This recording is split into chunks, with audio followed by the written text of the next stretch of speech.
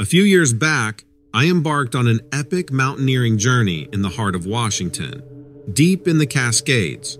Out there, I had an encounter with something unexplainable. I consider myself a good mountaineer. The thrill of ascending to great heights, the companionship of the crisp, high-altitude air, and of course, the phenomenal view. It's a cocktail that rivals any other high I've known. Call me crazy, but there's something electrifying about testing your endurance and embracing Mother Nature in such a raw capacity. The most alluring part of it all to me has always been the feeling of standing on top of the world, looking down at creation sprawled out beneath your feet. On this particular venture, my attention had been captivated by a notable peak in the distance. Maybe I was enticed by its dominating presence or the sheer scale of the challenge it represented. Who knows? All I knew at that moment was that I had to conquer it. The ascent started out as usual. The crunch of gravel under my sturdy boots, the fresh scent of dewy vegetation, and the vibrant palette of nature's colors against the backdrop of a clear blue sky. What was different this time, though, was a strange, inexplicable feeling I had. A sensation I brushed aside as the thrill of a forthcoming adventure.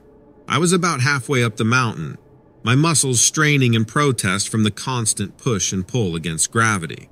Nonetheless, each challenging footfall only added to the overbearing sense of accomplishment. To the uninitiated, it might seem like an awfully grueling way of having fun, but for me, this was my kind of playground. Some of the cliff faces I had to navigate were precariously positioned, and the paths that snaked their way up the mountain were nothing more than narrow goat trails.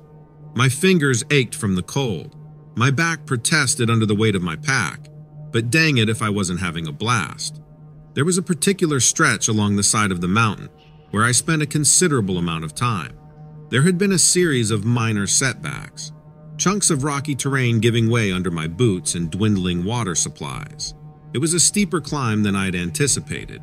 None of these frustrations mattered, though, not when you were playing in the grand arena of nature. Now, let me tell you this.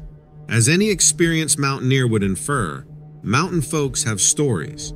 You hear whispers from the seasoned locals up in these parts about things that lurk in the wilderness, tales that tend to border on the fringe of reality.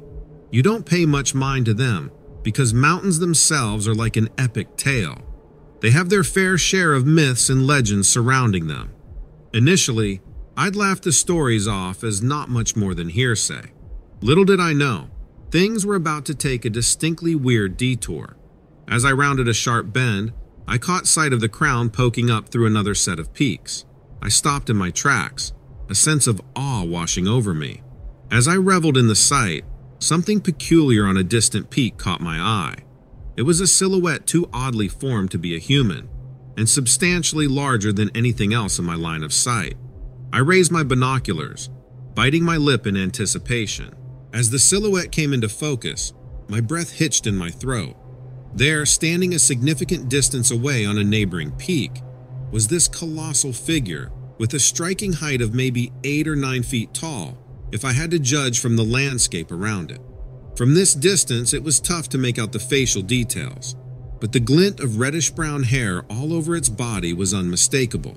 As the rays of the sun dimmed, my view of the figure grew murkier and the details blurrier. It let out a deep howl. I don't know why, possibly in frustration or a hollow call to its kin. It echoed down the valley. The sound of the creature was so powerful, it triggered a small avalanche in a far-off mountain face. Suddenly, a gusty, harsh wind whipped up, blowing icy spindles into my face, causing me to adjust my stance and, unavoidably, lose sight of the creature for a moment. An uncomfortable chill ran down my spine, not because of the cold wind, but the realization that I was in the wild, surrounded by unpredictable elements of nature where anything, however unimaginable, was plausible. When I found my footing and adjusted my grip on the binoculars, I scanned the entirety of that peak again, but the figure was nowhere to be found. The silhouette vanished as mysteriously as it had appeared. This left me shocked and freezing in the biting wind, on a rock halfway to the world's ceiling. In the chilly evening, having negotiated successfully with gravity to steer clear of a tumble down the jagged cliff. I found my way back to the base. The crackling campfire beckoned against the darkness of the mountain range and the eeriness of my encounter. Since that day, I've often found myself reflecting on what I had witnessed.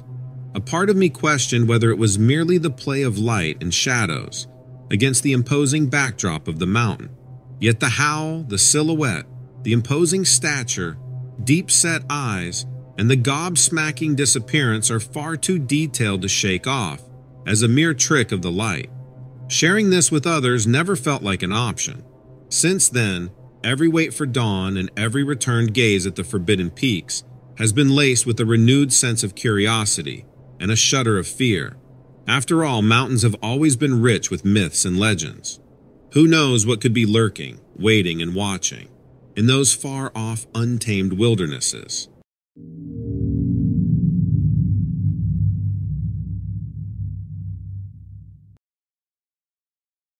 There's something special about the forests in British Columbia. I don't know if it's the way the sun filters through the pines, or the numerous blue-green mountain lakes scattered throughout the landscape, but there's just something about this place that feels magical. That's where this story of mine begins. I'm a woman of simple pleasures. I love nature, its serene landscapes, and all of its wonderful creatures. My living room features an ever-rotating selection of houseplants, much to the annoyance of my allergy-prone friends. Even indoors, I can't get enough of nature. When I bought my house out here on the edge of the woods, I reckoned I found the perfect location. The best part? I had the freedom to wander these woods every day with my faithful husky, Juno. Juno was an adventurous dog. She loved nothing more than to go out walking with me. Every day she'd look at me with those expectant blue eyes, her tail wagging as she waited by the door. We would walk together every day. We were never in any big hurry. We took our time, enjoying the serenity of the forested path. On this particular day, Juno was bounding ahead as usual. The wind gently rustled through the leaves above us, but nothing felt out of place. Nothing to warn me of the upcoming terror I was about to experience. As we looped our usual trail, we reached our staple landmark, an ancient oak tree with gnarled roots reaching out, like a grand old man stretching after a long nap. I called it our halfway point, and it was more or less that. Juno usually sought respite in its shade on warm days. Today, however, as we neared the oak, Juno's demeanor changed. She grew cautious and her fur bristled on her neck and back. She locked onto something distant in the trees and growled. It was a behavior I'd never seen in her, an aggressiveness that wasn't part of her usual personality. Beyond the oak, the forest was dense. It was a wall of green. I remember a rotten, moldy odor suddenly filled the air. My first response was to put it down to some distant, rotting carcass, a fallen deer maybe. Yet, as I fumbled with the leash, trying to soothe Juno down, an eerie sensation washed over me. Then I heard something in the woods beyond us. It was like a growl or maybe a howl. It echoed through the trees around us. I was unable to pinpoint its location. A primal fear gripped me. The forest suddenly felt foreign, like an alien place that I shouldn't be in. Juno stood rigid by my side, her eyes affixed into the undergrowth. As a rather adventurous woman, I'm certainly not one to shy away from a curious situation. Still, the unknown can be unsettling.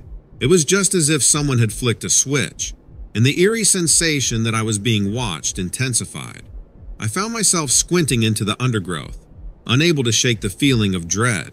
I think it was the silence surrounding us. The forests, even when quiet, usually have some type of ambient noise. Birds, squirrels, bugs, wind. But suddenly there was nothing. I looked around, trying to make sense of what was happening, and that's when my gaze fell onto a dense cluster of bushes. Yellow eyes glowed out of the shadows between the leaves. My blood froze. It took a moment for me to comprehend what I was seeing. The eyes belonged to some type of wolf creature. Its body was covered entirely in black fur.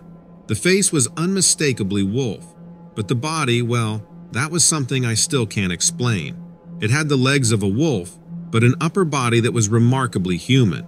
It was hunched over on all fours, but from the looks of it, could have easily stood up on two legs like a man if it had wanted.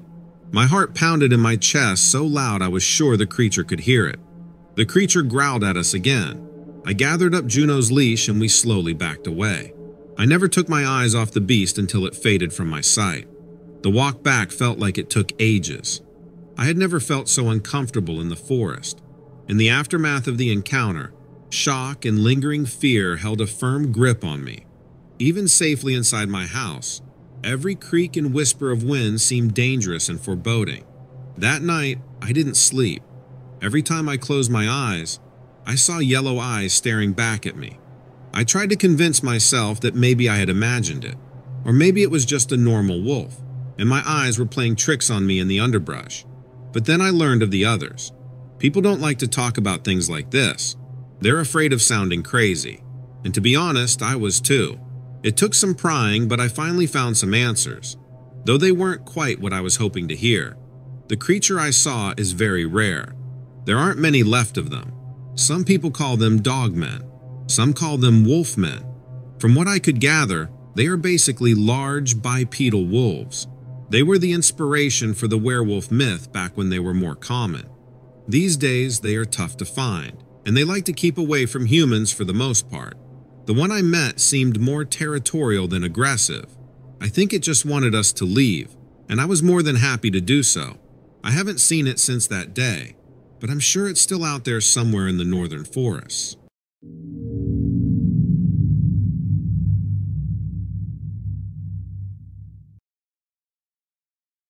I've been a park ranger at the First Landing State Park in Virginia for the better part of a decade now.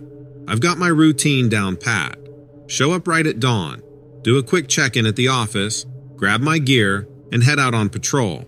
It's quiet, serene work. I get to watch the world wake up. Wildlife here is pretty usual. We have deer, foxes, even the odd bobcat, and of course a whole lot of waterfowl. But, well, that one particular day, now, that was different. I was out on one of my regular morning patrols, lacing up my boots and getting started just as the sun was beginning to break the horizon. I just finished a run through the campground, making sure no fires were left burning, no trash left out to attract the bears, the usual stuff. I was heading back toward the main trail, thinking about getting a cup of coffee to help shake off the morning chill, when I heard this sound. It wasn't like anything I'd ever heard before. It was a sort of hiss, or maybe a whisper, mixed with the rustle of leaves and a faint, distant echo.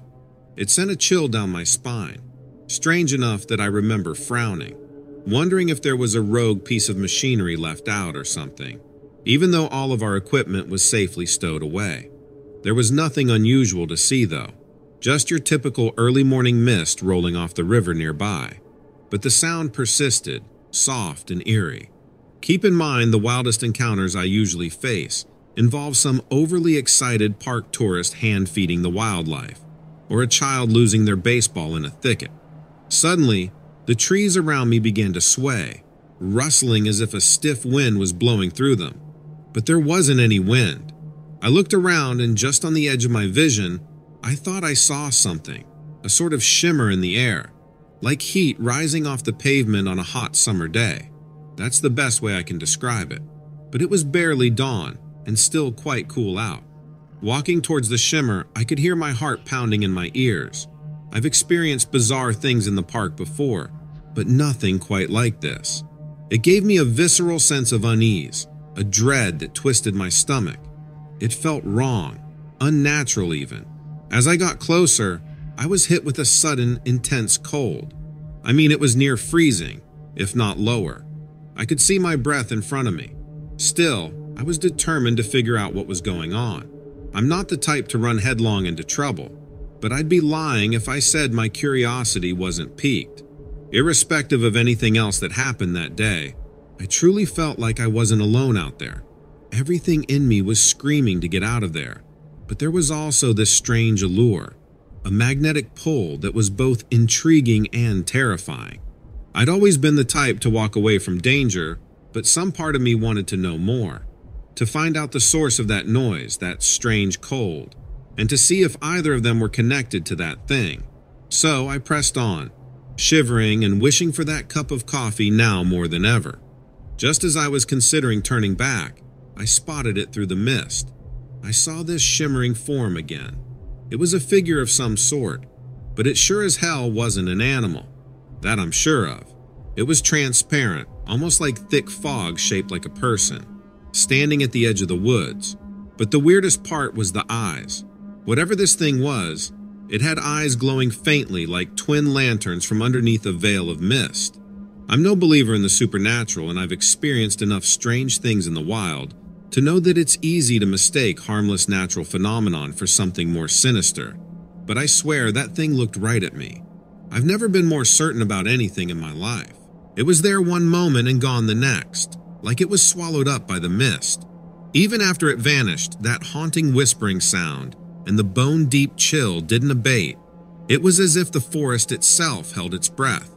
For a moment, I was frozen to that spot. Panic edged its way up my spine and lodged itself firmly in my brain. Then, reviving my ranger training, I collected my wits about myself and backed out without turning around. That ghostly figure might have disappeared, but I sure wasn't about to find out whether or not it would return.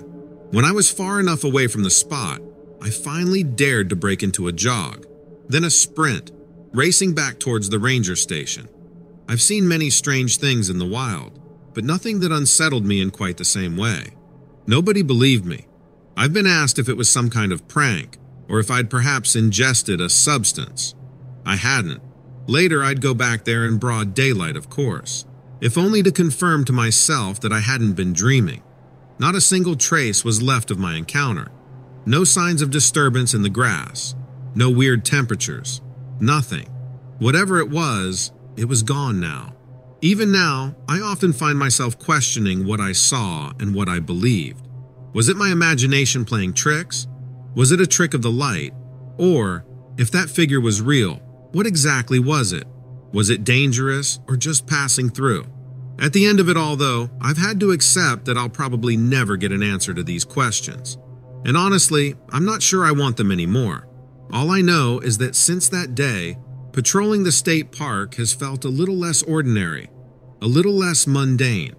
The barrier between the known and unknown somehow, that day, felt paper thin. And me? I'm left straddling between them, the skeptic and the believer, forever changed by a foggy morning in the woods. I wouldn't wish this hanging mystery on my worst enemy.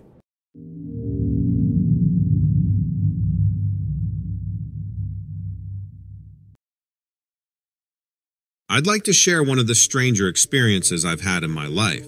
And trust me, I've had a few. This one happened a few years back when I decided to take a day off and visit Palos Falls State Park in Washington State. Now, if you've never been to Palos Falls, it's worth the trip. Naturally carved over eons by the mighty Palouse River, the falls drop 200 stunning feet into the churning whitewater below. The raw beauty of the place, especially on a sunny day, is good enough to take your breath away. I was going through a bit of a rough patch at the time.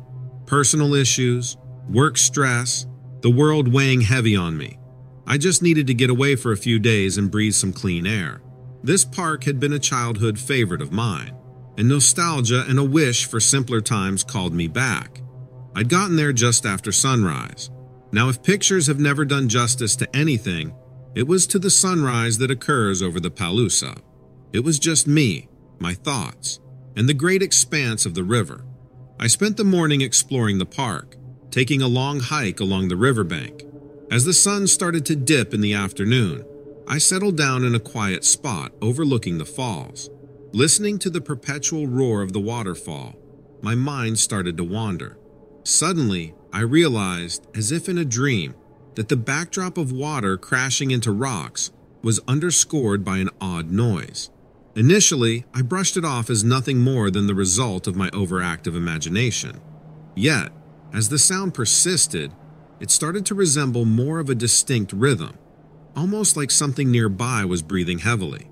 Only, it wasn't coming from any wildlife I knew, or coming from the falls. It was the unmistakable sound of a large creature taking deep, long breaths. As soon as I registered what I was hearing, my heart raced, and I was overcome with a chill. Instinctively, I rose to my feet, readying myself for what could be out there in the bush. Now, here's where I should probably clarify. I'm not one known to get frightened easily. I've spent my fair share of time trekking, camping, and even hunting in the wilds, and I've seen the unpredictable side of nature. Some really strange stuff. But this was about to take the cake. The air felt heavier all of a sudden, thick with a certain discomfort that I can only describe as a very strong need to escape. It was as if every instinct in my body was telling me to move, to leave, that I was not alone and certainly not in good company. The sound then seemed to shift, altering from deep breaths into a soft growl, then back again. As I held my breath, fearing it could hear me, the sound continued, not growing louder or quieter, but appearing somehow nearer than it was a few moments ago. And yet, I couldn't pinpoint where it was coming from. The twilight's creeping shadows gave the unsettling feeling of a presence, hiding, watching even. I tried to convince my brain it was just an animal, but deep down, I knew it was more, something bigger, ominous even. Then, as I was scanning the tree line, I finally saw it, a tall, looming figure perched on a rocky outcrop. Its body was large, almost human-like, but with a hunched posture. It was draped in what seemed like black feathers, appearing smooth yet strangely angular in the waning light. And as I was registering the unusual silhouette, two crimson points suddenly flashed in my direction, completely devoid of warmth and cutting through the dim evening like lighthouses in a foggy night. I've locked eyes with predators before, but this was different. It was as if those glowing red orbs could see inside me, like they knew I was petrified. My brain was screaming at me to move, to run, but my legs refused to obey. The entity, or creature, then unfurled something enormous and dark, dimming the twilight even further. It was only then that I realized what it was. A set of wings, gargantuan and leathery, outstretched against the evening sky. The sight was terrifying, but at the same time, I wanted so badly to know what I was looking at. I don't know how long I stood there, but it felt like an eternity. A sudden snapping twig behind me broke my trance, and in an instant, the adrenaline kicked in, propelling me out of the clearing, through the thicket and toward my car. I remember stumbling over roots and rocks, my lungs burning from exertion, but fear kept me going. I wanted to know what it was, but my body somehow knew that I was in danger. Since that day, I've struggled to make sense of what I saw. At first, I thought it might have been a dream or some sort of hallucination. Maybe the stress got to me. Maybe I was imagining things. But every time I close my eyes, I can still see those crimson red eyes staring right into my soul. For weeks, I avoided going outside. Nature seemed to have lost some of its allure for me, and instead in its place was a pervasive sense of foreboding. Over time, however, I regained some of my nerve. I started taking short hikes, but never alone, and never at dusk. Sometimes things thought to be empty legends turn out to be anything but, and I don't have any intention to find out if any of the other tales of monsters are real or not. I think I'll leave that task to someone else.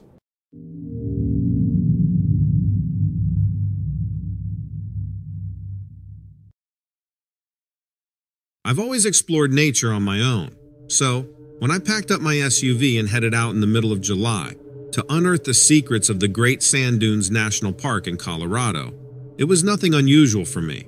It was a sunny day with blue skies, and the sunlight made the sand glisten. With every step, warm sand enveloped my shoes, and the vast dunes seemed endless, reminiscent of a golden sea. I've always been drawn to wild places, and the towering sand dunes held a certain mystery for me. Although I was well acquainted with nature, I was unfamiliar with anything supernatural. After walking for several miles, I stopped at a moderate slope to take in the awe-inspiring views. A smattering of yucca plants peeked out of the dunes further away, and the sight of them amidst the vast sands was humbling. The rest of the world seemed distant, drowned out by incessant gusts of wind carrying tiny specks of sand. I was captivated by the solitude of the place. Minutes turned into hours, and soon the blazing sun started to set. I sat down watching it set. Just as I was doing so, a sudden uneasiness crept into me, breaking my reverie. Realizing how deserted the venturing site was, I suddenly felt uneasy. It was then my eyes caught something unusual. Far beyond a distant dune, I noticed a rapid movement skirting the ridges of the sand dunes. It was too far to discern, but for a fleeting second I imagined I saw a form, a silhouette both familiar and foreign at the same time. It had a human-like stature, but moved with an agility that was far from usual. It vanished before I could take a better look, leaving behind an unsettling feeling. The once calming winds now felt ominous, and the sand beneath my feet seemed uneasy. As darkness gradually crept in, casting long and weird shadows across the dunes, my anxiety heightened. I shook my head, dismissing the eerie feeling, and decided to call it a day. The day had turned to a tense evening, and I realized it was getting late. Little did I know, the real encounter was yet to come. As I headed back to my SUV, parked a couple of miles away, I started hearing sounds that I couldn't quite place. It began with a soft rustling, then came a low, eerie whisper that seemed to carry through the wind directly towards me. It was more troubling because, somehow, the whispers began to sound familiar, almost like they were repeating my own voice. Just a few hours earlier, I was talking to myself, excited about the exploration. Now, those whispers seemed to repeat what I said earlier, like a delayed echo. Growing increasingly worried, my pace quickened. The whispers grew louder, less indistinct now. Adventurous streak, untouched treasures, beautiful sand dunes. My own words played back to me in an uncanny echo. The voice sounded human, but the following laughter didn't. It was chilling and inhuman. Suddenly, a shape appeared on a dune next to me, almost hidden in the dark. The figure had an unnatural quality to it, appearing human-like one moment, only to shift into a monstrous animal-like shape in the blink of an eye. I squinted, trying to see its details, but its form was too inconsistent and scary. Exploring, I heard again, clear as day, my own voice. The unseen voice's laughter pierced the stillness again, sending a chill running down my spine. I tried to think logically. Maybe the wind was causing the echoes, but it felt like a nightmare come to life. Its size, the way it moved, and how it transformed ignited a deep fear in me. An indescribable dread overwhelmed me, and I knew I couldn't stick around to sate my curiosity about its true form. I couldn't understand what I had seen. It was beyond anything I knew. With my heart racing, I ran back to my SUV. Once in the safety of my SUV, I struggled to process the night's events. Over the following days, the fear turned into an obsessive need for answers. I found myself talking to locals, sharing snippets of my experience, and asking them about any legends or rumors they knew about. An elderly local told me about skinwalkers, beings from local lore said to mimic voices. It explained the eerie occurrences at the dunes. Though I found some peace in the explanation, no amount of intellectual understanding could drown the recurring nightmares, or the chill I would feel every time I remembered those echoed whispers. My memory of the great sand dunes changed. Its beauty was now overshadowed by that eerie experience. The dunes were no longer about adventure for me. They reminded me of that disturbing, unexplained encounter.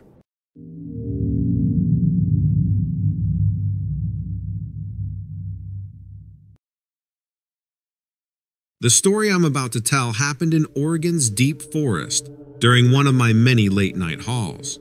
Being a trucker, you get used to the bizarre things that happen along isolated roads and strange towns along the way. It was in the heart of Oregon's infamous woods, where the cell signals vanish and the radio offers nothing but static. The darkness in that area is something else. It's thick and oppressive, shadows everywhere, and when you're driving through the woods, it gets pretty eerie. So, there I was in the inky blackness of an Oregon night, mulling over my solitude in the cab of my rig, surrounded by nothing but silent timber and unseen wildlife. I was hauling along Route 58 at the end of a long day, and I needed to catch a breather. I pulled over at the next available rest stop so I could get a shower and turn in for the night. Unfortunately, the next spot that I could pull off was just big enough to park a couple of rigs and didn't have much for amenities. I was getting tired and didn't want to drive all the way to the next stop, even if it was a little closer to civilization. It was a moonless night, so my only light came from my rig and a dim, flickering bulb in the park sign. I usually would chat with other rig jockeys over the radio, talking about everything from family to football, but the annoying crackle from the radio reminded me I was off the grid. I paced around the stretch, stomping and slapping my sides for warmth, recounting the twists and turns of those ghostly, lonesome roads and looking up into the barren sky. The skies out there were some of the darkest I've ever seen. On clear nights, you could see more stars than you could count. That night, I remember it was overcast and the gray clouds were floating past above in the shadows. Suddenly, a chill rushed over my body, lifting the hairs on the back of my neck. There was an odd smell in the air. At first, I thought maybe it was the vent from the Porta Johns across the way. But no, it was something else. It was sour and rank. I looked above me and the clouds were moving fast. I heard a noise that I thought was the wind, but it was too rhythmic. It was quiet, so quiet that I thought I was imagining it. A low rumble, like distant thunder. The gray clouds filled the sky, but there was no sign of an oncoming storm. Your mind can play tricks on you when you're alone, I suppose. I brushed it off, but it wouldn't let up. And then I realized that it wasn't the low rumble of thunder at all. It was a growl. I was out there with some animal. That, in and of itself, was enough to put me on edge. I didn't want to be out there with any type of angry animal, even a raccoon. Those things can be nasty. I heard something move towards the bathrooms and my eyes instantly darted towards the line of porta potties.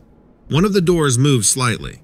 I figured then it was either a raccoon or a possum drawn in by the smell of humans, probably looking to see if anyone left behind a snack in one of the trash cans. I was just about to turn and head back to my rig when I heard a loud thud. Something had pushed the entire line of Porta Johns into the parking lot. I whirled around in the direction of the sound, and there, illuminated only by my handheld flashlight, stood the source of my terror. The creature was massive, standing nearly 8 feet tall, if not more. Its body was a grotesque fusion of a man and a wolf. It stood on 2 legs and had the broad shoulders and muscular arms of a man. However, the feet were elongated and angular, like a dog's leg. The whole beast was covered in gray fur, but it was the head that sent shivers down my spine. It had the head of a wolf, though the snout was shorter and wider. But the most terrifying part were its eyes. They reflected back at my light, like a cat's eyes in the dark, white and glowing. The creature surveyed its domain. Its eyes swept the stops slowly and deliberately, before finally narrowing in on me. Then, as if just realizing I was there, it twitched a little, tensed up, and let loose an echoing roar. As the reality of what stood before me began to sink in, my mind spiraled into panic. What was this thing? Some folklore beast wandered out of a storybook, maybe. Was this thing something real that lives in the wilds? Or was it a man-made monster? No matter what it was standing right in front of me, and I had to get away from it. I knew that much. With adrenaline beating through my veins, I quickly backed towards the relative safety of my rig.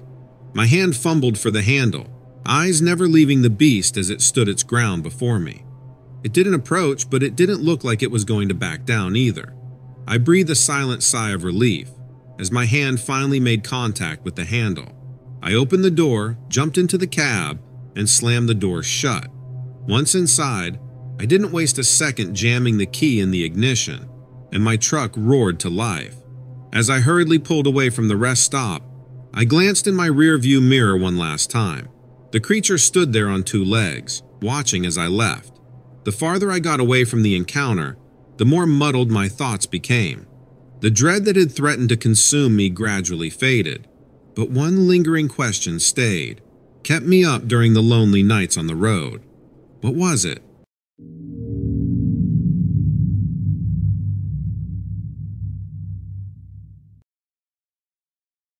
You know, I've always loved horseback riding. There's something special about the way a horse moves beneath you, obediently responding to your commands while retaining its own sense of individuality.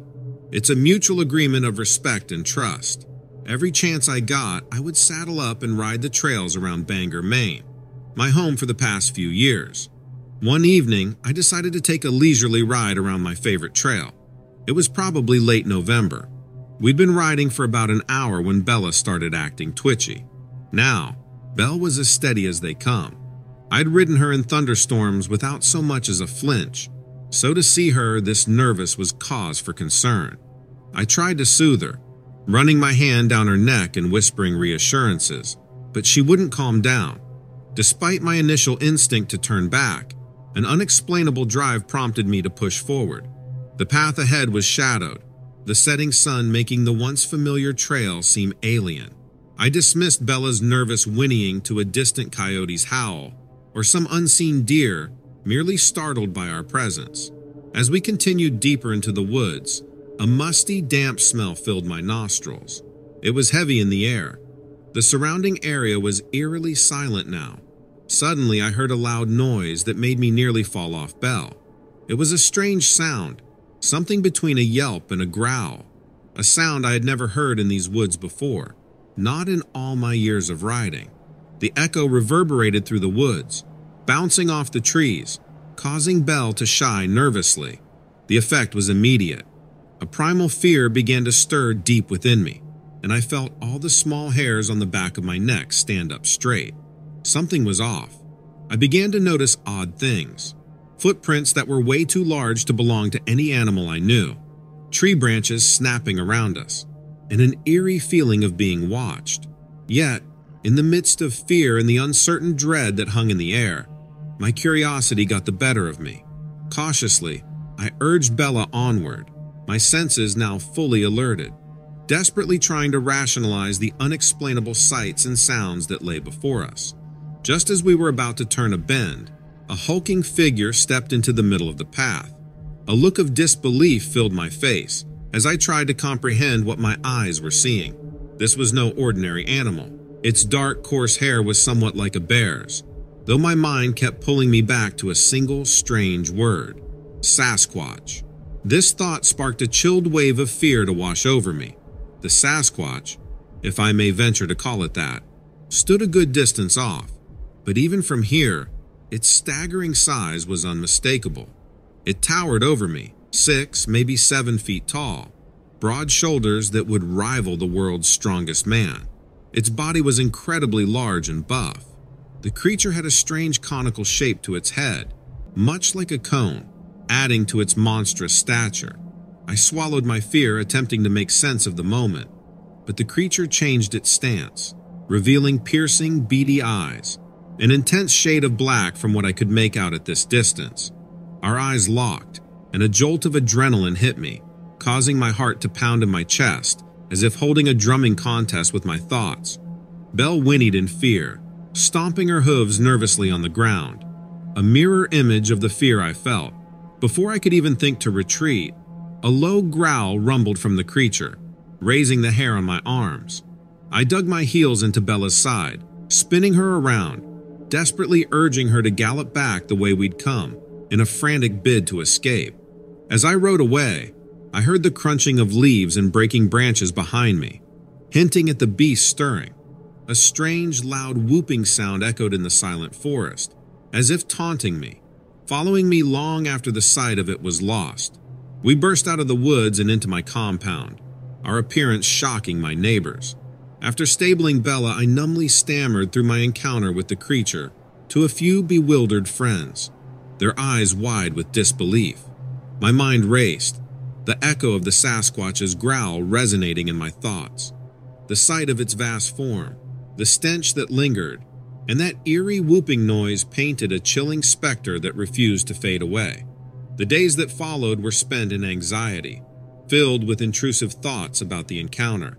I couldn't get myself to venture back to the trails. My haven turned horrific. The figure haunted my dreams. Those beady eyes seared into my nightmares. Reportedly, other locals and visitors around Bangor had begun to experience similar instances. Stories of brief sightings, inconceivable sounds, and that strange odor had me convinced that I wasn't alone, that our peaceful city was home to a Sasquatch, a creature that society had chalked up to folklore and wild imagination, was terrifying.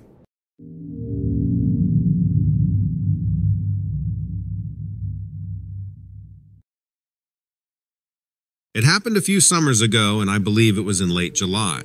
My buddies and I were music junkies, and we had our sights set on this offbeat festival right in the heart of Joshua Tree National Park, California. Joshua Tree National Park is known for its rugged desert landscape and distinctive trees. An odd place to hold a music festival, but it gave it that unique touch. The atmosphere was isolated, really out there, unlike our lives back home. It attracted music enthusiasts, artists, and adventurers like us, looking for something different. Our group was buzzing with excitement before setting off. It was our first ever desert trip, and the idea of a music festival under the sky sounded awesome. Our expectations were more than met. The music, the people, the place. It all fell into this perfect blend of celebration and escape.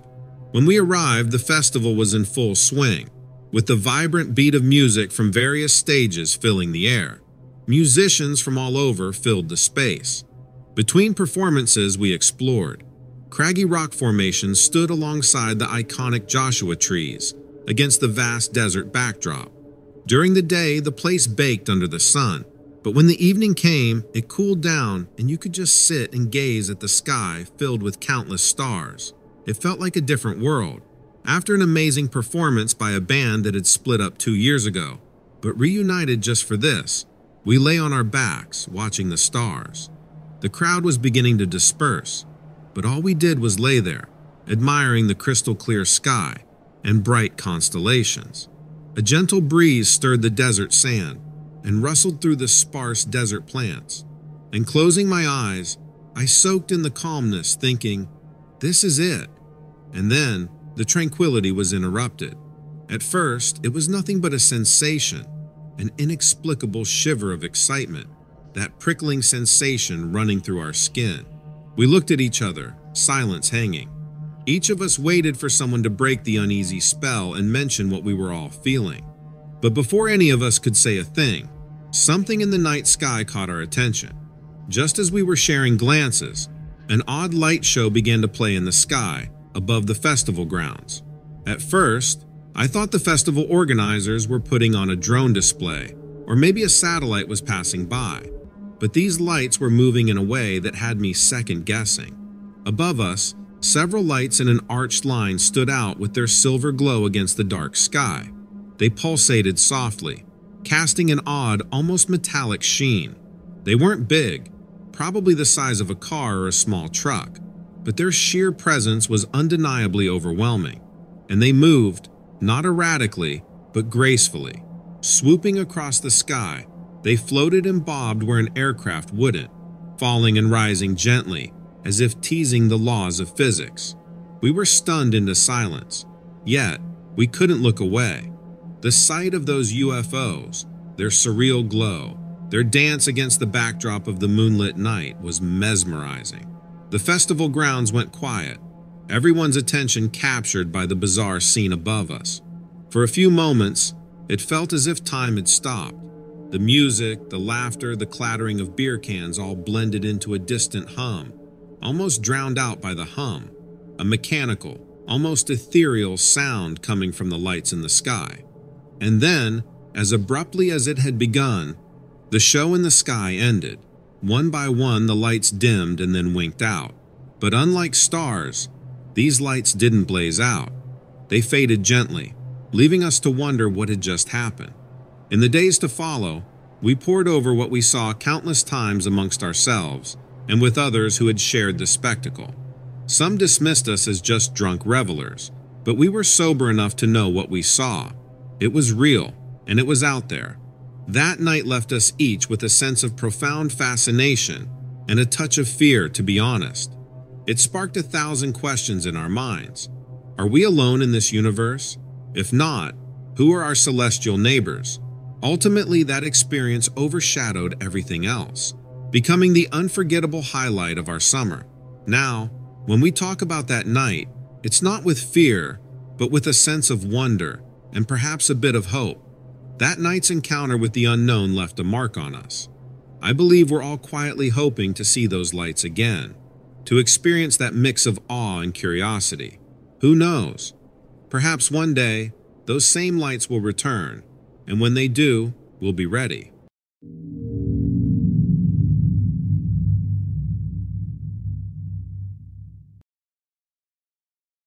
I don't know how this past winter was for you in whatever state you're living in, but over here in western Pennsylvania, it was pretty crazy, crazier than usual, which is saying a lot considering we're a state that gets hit with tons of snow every year.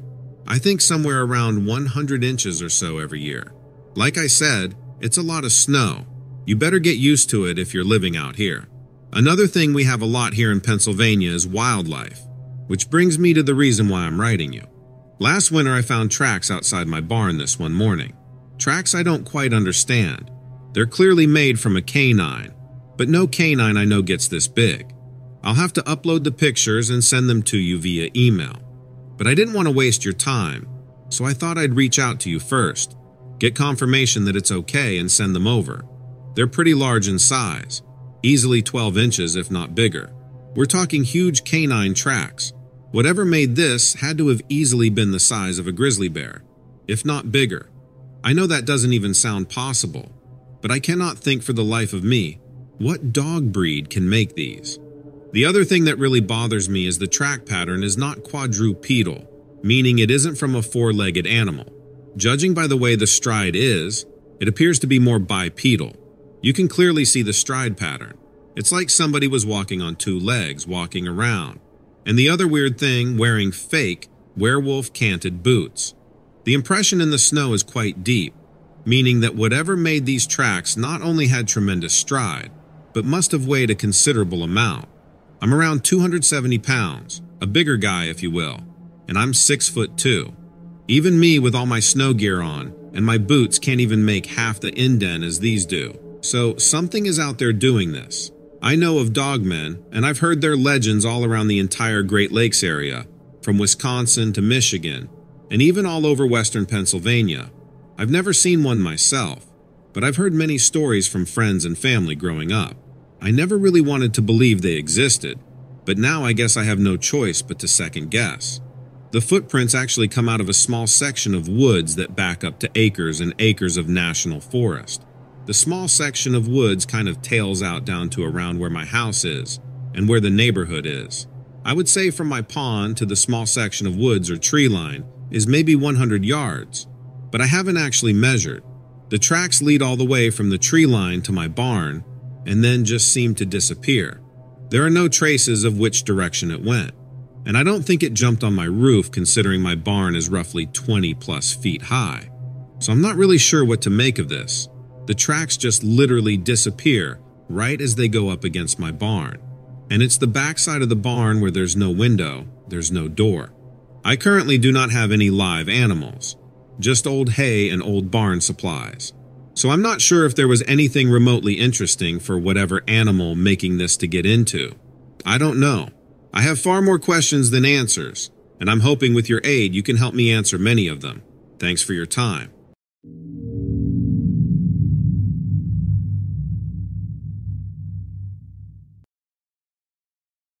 I'm a plumber. Been doing it for over 25 years now. The job's taken me to all sorts of weird and wonderful places, but none were as strange as this place was. A half-abandoned building, nestled on the edge of a neglected part of town that was better off forgotten. It was late October. The chill of the fall air was starting to seep in. My boots crunched on the gravel as I pulled up. When I first got the call about a plumbing emergency out there, I thought it was some kind of prank. But the request came from the city office. They said the building was in use for some government stock or something. Who am I to judge? A job is a job. The looming structure cut an imposing figure against the dull gray sky. Its weathered bricks had seen better days, and the windows were boarded up, giving off an eerie vibe. The skeletal trees surrounding it didn't do much to dissuade my growing sense of unease either. It felt quiet, too quiet, like the world held its breath around this place.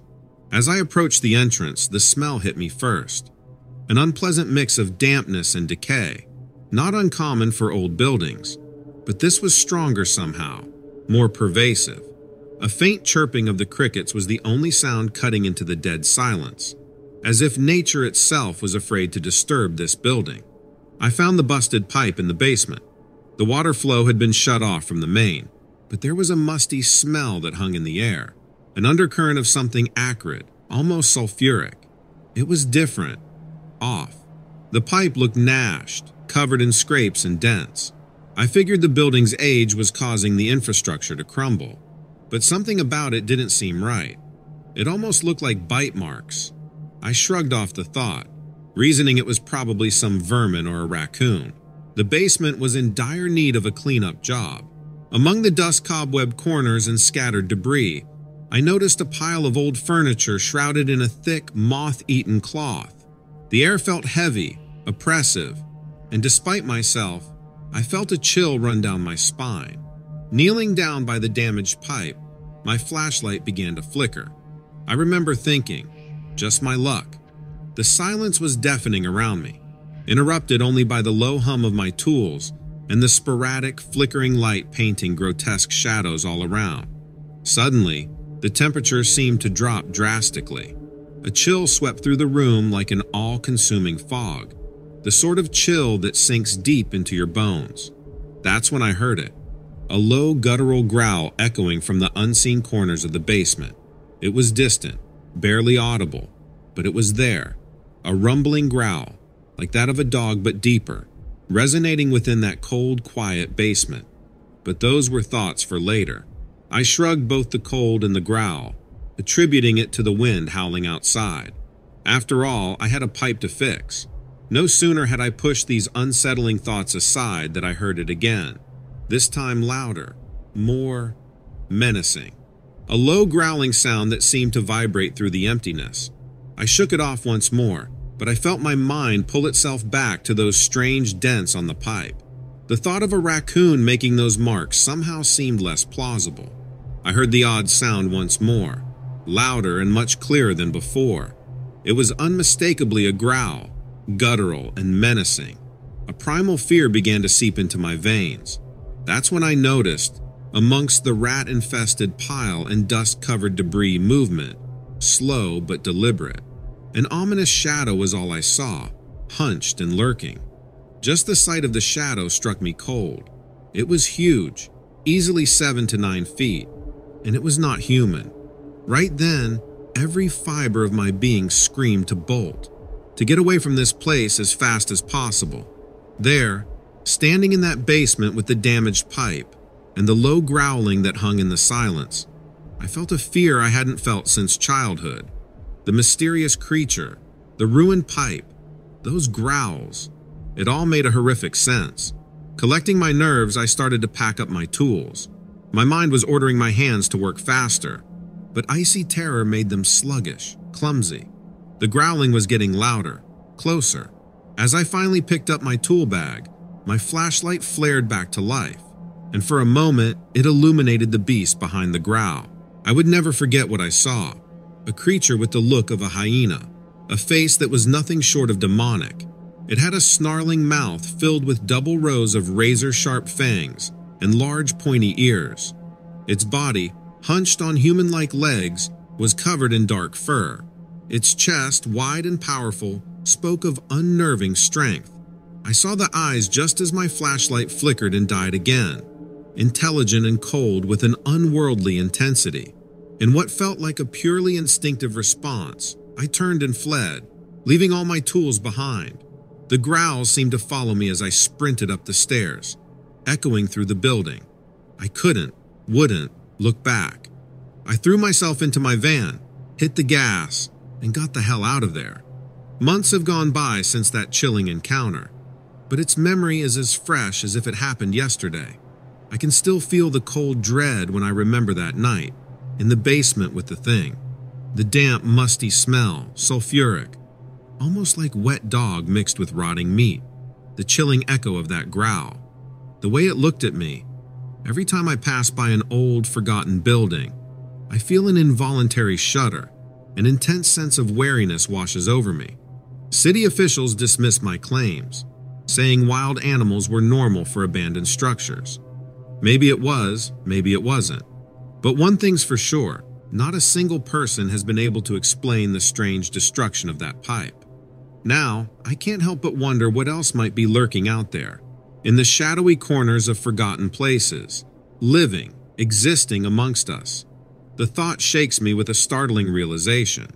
Sometimes, the most disturbing things hide where no one thinks to look, just like that half-abandoned building.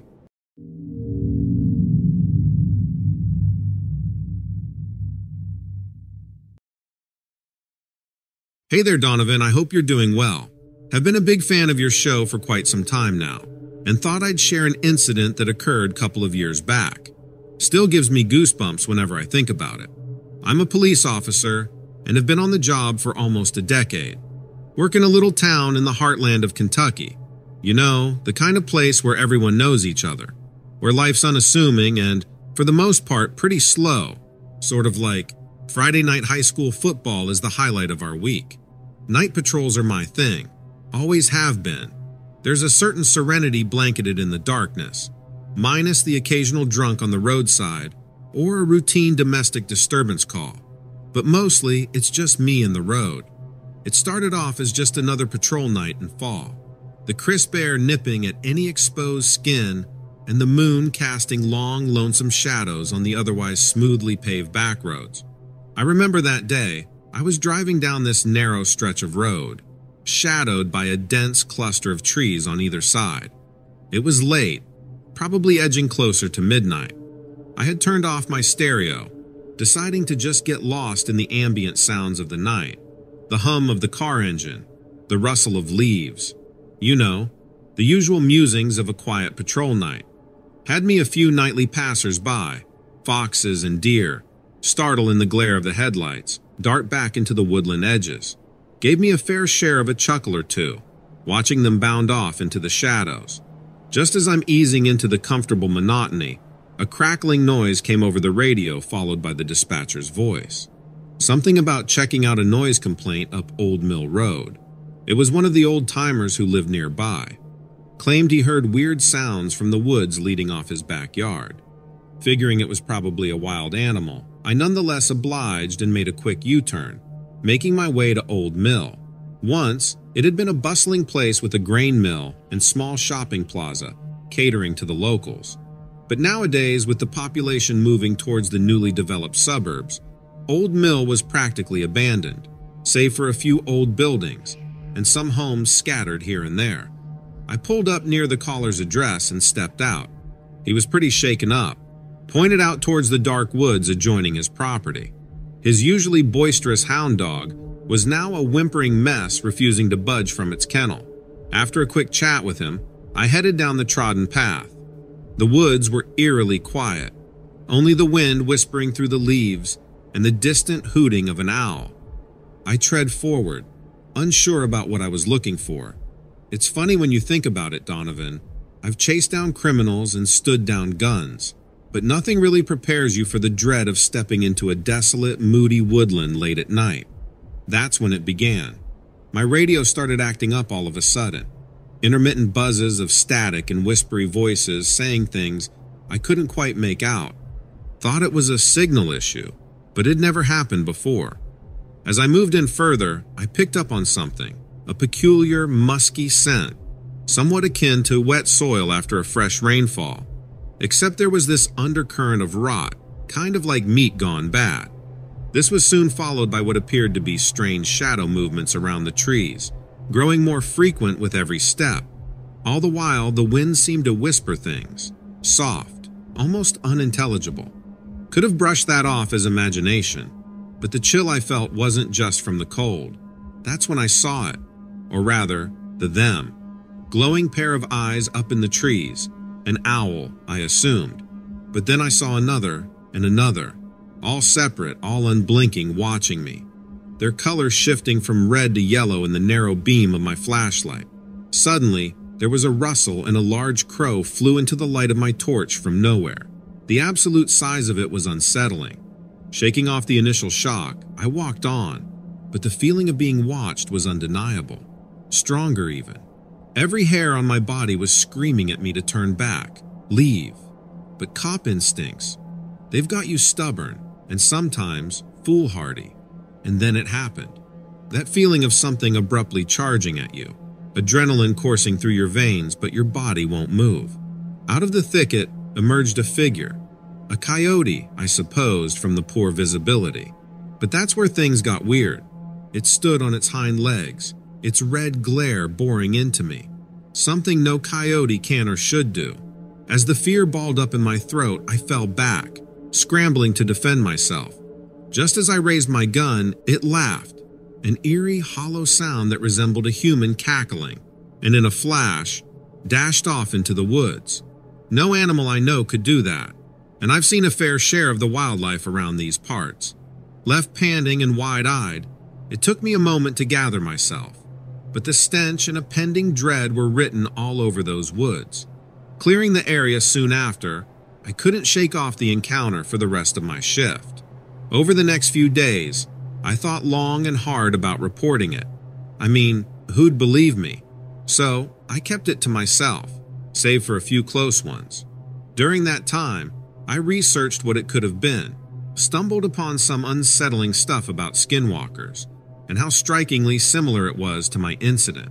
Since that night, I don't drive anywhere near Old Mill during my patrols, and whenever I do pass by during the day, there's always this discomfort, like someone, something, watching me from the woods.